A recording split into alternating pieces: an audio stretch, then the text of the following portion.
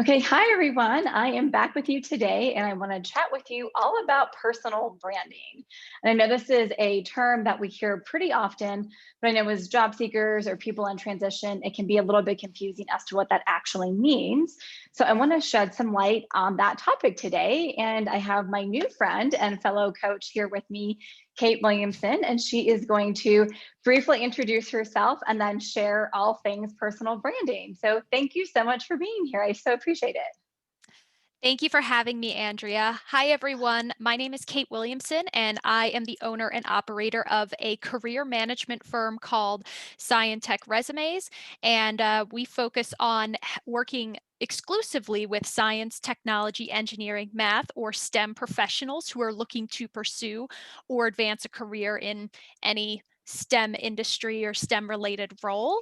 And the way that we do that is by having personalized one to one sessions that are designed to help you uncover your unique value and other key traits that will help you get noticed and land jobs that you love in the STEM industry. Awesome. So I have a lot of people reach out to me that are in STEM. So if you guys are looking for support in that area, reach out to Kate. She'd be a great resource for you. So, all right, let's just get right into it. So, personal branding, which Right. is one of the topics that you do support people on. How do you define personal branding? This is a great question because it's a term that's really overused a lot. The best definition that I ever heard somebody define the term personal branding is your unique promise of value. And I actually learned that in a personal branding course that was focused on how to represent that on LinkedIn. So that's what I tell people in my coaching sessions when this topic comes up. Awesome. I like that. So you said your unique promise of value, right? Yes. So that's the broadest and simplest definition. And you could tell somebody that and they'd be like, okay, but now What does that what? mean? Exactly. So, I mean, to get more, in the that's what it means in the broadest sense. More specifically, this could apply in a number of different areas. For example, it could be specific knowledge about a topic or industry that you work in. Maybe it's your experience, the types of environments you've Mm, worked in, or not even just on the professional side, but how people also perceive you, both, in terms of skills, personality traits, and then overall what you want to be known for if people were to ask about who you are and what you bring to a certain role or situation. sure. Thank you for that. That's really helpful. So breaking it Mhm. down into those pieces. What I'm hearing is that sounds to me like transferable skills. A lot of times when people are trying to make a career change or looking for a new job, would you say that aligns in terms of part of your personal brand and really understanding your unique value that you're offering? Absolutely. Yeah, I think that transferable skills is definitely something that gets overlooked within that realm and certainly applies to the personal branding space. So, for example, I mentioned earlier that one of the key branding aspects of Tech Resumes is that we want to be the career marketing resource for STEM Mhm. professionals. But like this could also refer to somebody who might be a public speaker. Maybe they're known for being a Sure. really entertaining public speaker, or somebody who's really into volunteering and just wants to spend their time giving back to the community.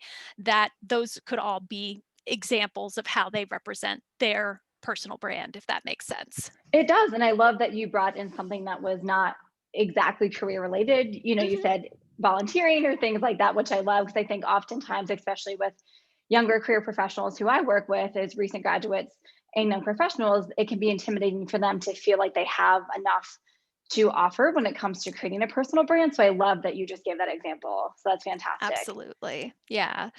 So then on that note, if we could go more specific, if somebody is wanting to get started with creating a personal brand, what are some key things that they can do to get started with that? So in terms of of seeking a job or something Yes, like they're like that, in career transition, maybe they're yeah. making a pivot or like yeah, they're right out of college and looking for a job, they're a job seeker. Yes, Mhm. how could they start to create or craft their personal brand statement? Sure. So one of the first things I encourage people to do is to always think beyond the job title, just because people are more than their job Yes. titles. Yeah. Yes. So, and again, that can take a number of different, you can go in a number of different routes with that. So, thinking about things that you're best at. And sometimes these can be the hardest questions to answer, like getting introspective about those things, asking other people who know Yes. you or who have like worked with you, whether it's, professors in college, students, people Sure. from internships, or if you have some more varied work experience, colleagues like that who have come to you about your knowledge on specific topics, or maybe just personality traits that you embody, like the way that you Mhm. solve problems or interact with the customers and things like that. So that's one area I would look at first. And that can include, again, technical knowledge and skills, as well as the transferable aspects that really reflect that area. Love that. And I know as coaches, we say this a lot, you guys, and it's important. You have to start with the clarity, right? That's what Kate's talking about. You Hmm. have to get really clear on who you are and what you have. And as she's mentioning, a great way to do that is to get introspective and take some time with yourself and think about what you've done, whether it be in school or in a career so far. And also another way you can do that is by asking people in your network. So that's fantastic. I love that. Hmm. Um, I would Go also ahead. go another thing that I would speak to as far as that part is concerned is to, even especially with a lot of the types of people you work with who are relatively new grads and young professionals, would be to brainstorm goals. And this could be just as general as thinking about where you are right now and where you want to be in the future. And of Mhm. course, career paths are rarely linear these days, so that could Sure. change in the next year, few months, and all of that. So, just even getting that down on paper, though, can really be helpful for this process.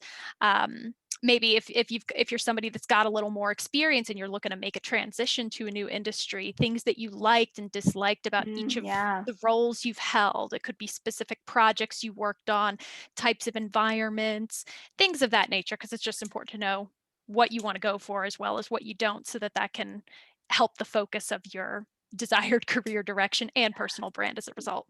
Yes, I always tell clients that it's equally important to understand and be clear on what you don't like and what you don't want as it is to be clear on what you do want.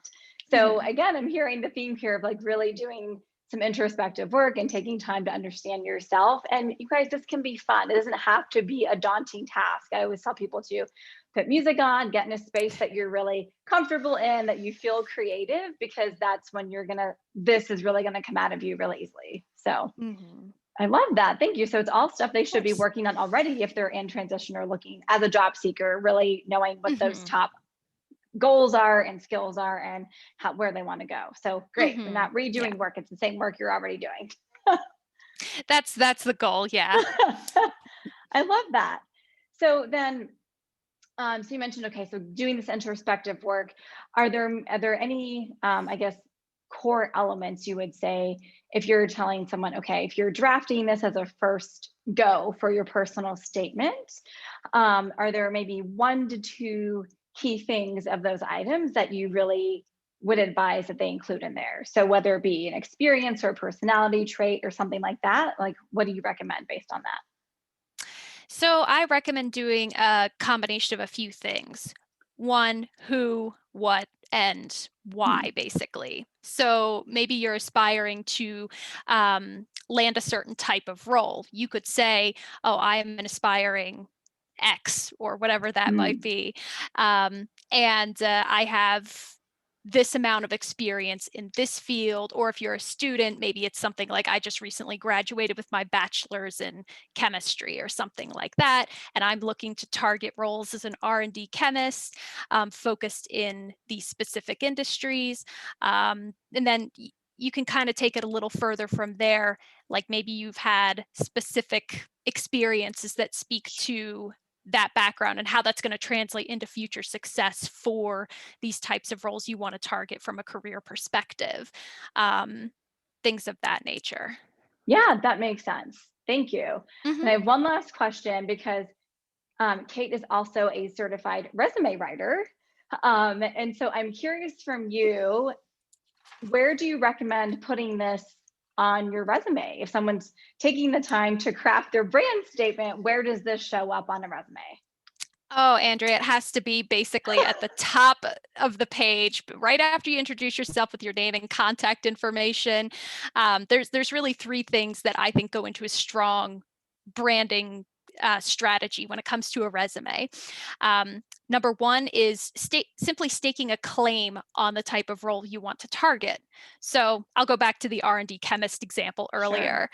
Maybe you've never held that role before, but one of the things people tend to overlook when it comes to resumes is that they position themselves for the roles that they have Mm, versus the one that they want, which yep. that works if those are the same thing, but for many people it's not. So Sure. I often recommend that people put a nice branded headline that works kind of like a newspaper headline of sorts, except Sure. yeah, it reflects the title of the position you want to target.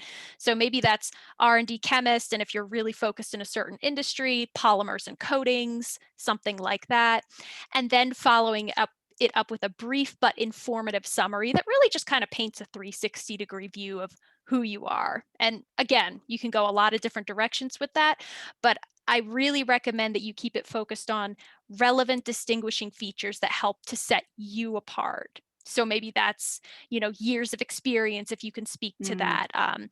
For a lot of new graduates, their degree is one of their largest selling points. sure. And then, of course, specific knowledge areas that you might have gained from your academics, or if you've been in an industry for quite a while, that's going to be helpful for this next move. And then, of Mm. course, there's the transferable aspects as well. Problem solving, communication, things of that nature. Awesome. Thank you. This has been really helpful.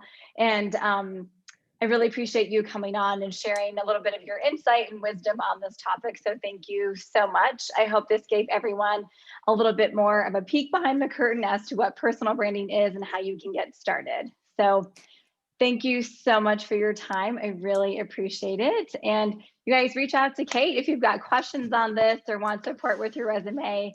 I will link her information in the description. So thanks so much, Kate. I really appreciate it. Oh, you're very welcome, Andrea. Thank you so much for having me, and I hope this is helpful to your audience. Thank you.